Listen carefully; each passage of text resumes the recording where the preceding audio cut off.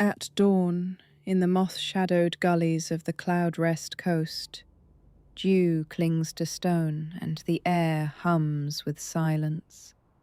Between the tangle of fern and fallen log, a pale shape glides, part ear, part shell, all wonder. This is the snabbit, Leporellimax auriformis, contemplative, deliberate, and shaped by the patient tides of an ancient forest where time moves differently.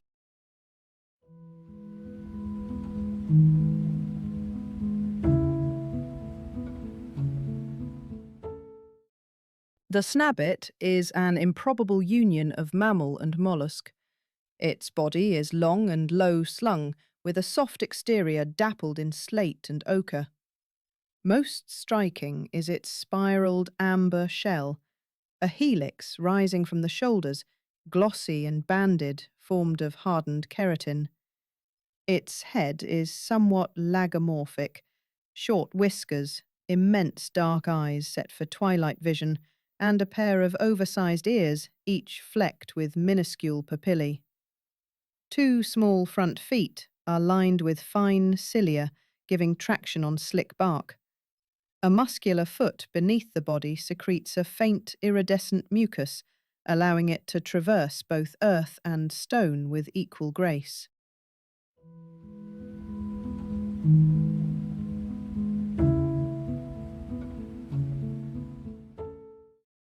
Native only to the fog-soaked Woodvale Peninsula, a realm wedged between the Brumal Sea and the uplands of Viridian Reach. The snabbit is a specialist of liminality. It seeks dense undergrowth, favouring places where fallen leaves hold moisture and mist lingers until midday. Deep burrows wind beneath the roots of giant fir and alder, leading to communal chambers lined with moss. During rain, snabbits ascend to the upper canopies, feeding on lichens and tender shoots. In dry spells, they estivate, sealed within their shells, moisture preserved until the next storm. Their range is dictated by fog, soil pH, and the ancient mycelial networks hidden beneath the duff.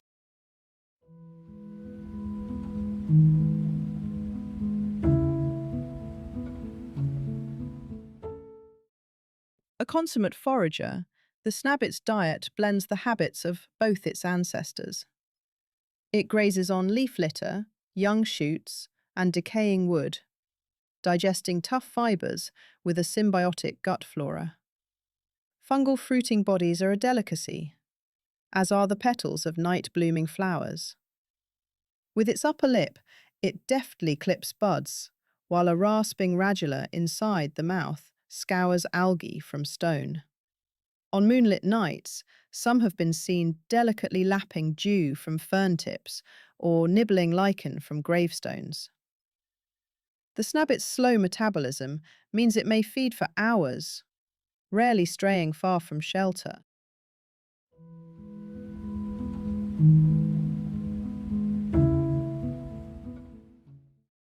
Snabbits are reclusive, but not solitary.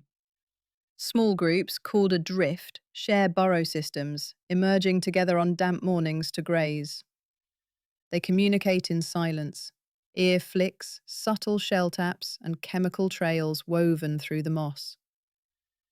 When threatened, a snabbit retracts halfway into its shell and emits a soft, high-pitched whistle, alerting others to danger. Grooming is ritualized. Pairs exchange gentle nuzzles and help clean each other's shells.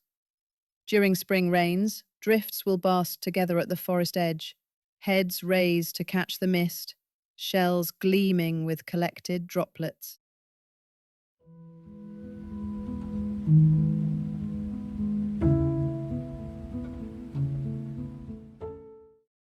Breeding is tied to the rhythm of the rain. After the season's first warm downpour, adults gather in secluded hollows. Courtship involves synchronized ear displays and intricate trails traced in the soil. Eggs are laid in clusters of translucent pearls, buried beneath damp leaves. The hatchlings, known as slips, emerge with soft, pliable shells and tiny, translucent ears. Growth is slow. A full shell spiral takes nearly a year to mature. By autumn, slips begin to forage independently, though many remain near their natal burrow for safety. Parental care is subtle but constant.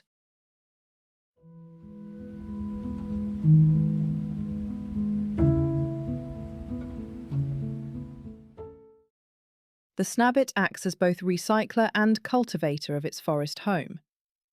By breaking down dead plant matter, it enriches the soil, feeding fungi and nourishing the next generation of trees. Fungal spores and tiny seeds cling to its mucus, carried along ancient paths to new ground. Many carnivorous predators rely on the snabbit for sustenance, while its abandoned burrows become shelter for other animals, such as salamanders and small birds. But like many in its ecosystem, the snabbit faces pressures: loss of fog, invasive plant species, and the encroachment of salt winds threaten its continued existence. Conservation efforts are limited to a handful of research groves within the Woodvale Reserve.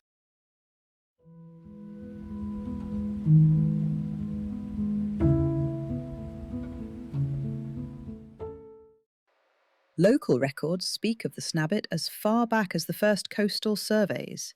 Explorers mistook its trails for those of vanished mollusks, puzzling over the rabbit-like form seen at dusk. Old letters describe a shelled hare gliding through fern and fog.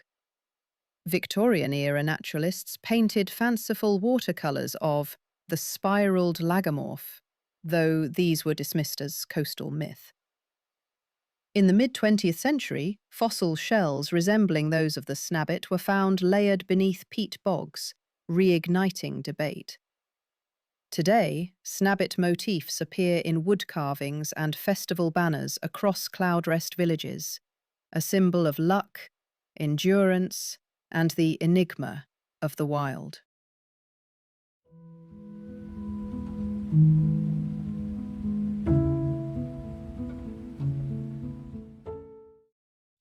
In the lore of the Woodvale Peninsula, the snabbit is a guide between worlds. Legends tell of travellers who've lost their way, hearing soft whispers emanating from snabbits, directing them to safety. Or children who left gifts of moss and berries by burrow mouths in hopes of gentle dreams. Some claim that spotting a snabbit at sunrise ensures rain within the week. Others whisper of an ancient snabbit queen who sang the fog into existence. At spring festivals, elders recount tales of snabbits gathering at stone circles, eyes aglow beneath the full moon, listening for the song of the earth itself.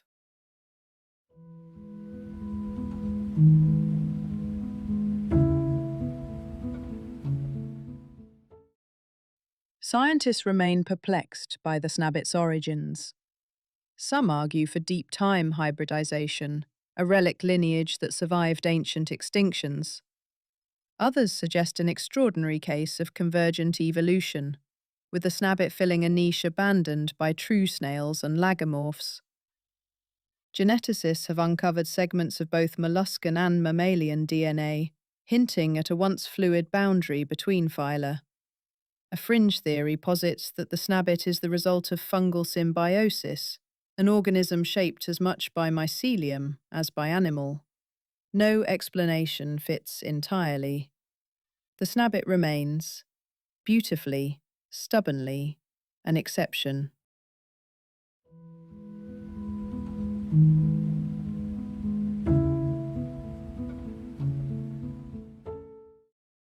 The snabbit asks little from its world.